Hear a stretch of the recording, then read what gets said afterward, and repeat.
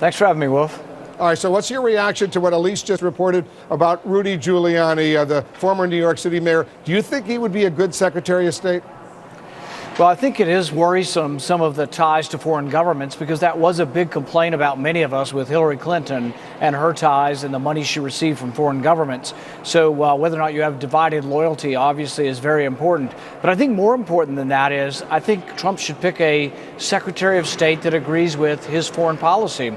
And the thing Donald Trump said over and over again was that he was opposed to the Iraq War, and he learned that lesson that regime change in the Middle East was not a good idea. And yet I don't see Giuliani coming out with statements like that. I certainly don't see John Bolton. I think both of them have been big cheerleaders for the Iraq War and for more intervention in the Middle East.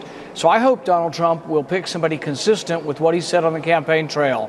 Iraq War was a mistake. Regime change in the Middle East is a mistake. Because John Bolton, former U.S. ambassador to the UN during the Bush administration, I know you've written very, very sharp words criticizing him. You would be totally opposed. Would you go so far as not to vote to confirm him as Secretary of State if President-elect or President Trump goes ahead and nominates him? I couldn't vote for Bolton unless he repudiated his support for the Iraq War and repudiated his support for regime change throughout the Middle East, repudiated his call for immediately bombing Iran. I mean, really, you want to have a diplomat in charge of diplomacy. You don't want a bomb thrower.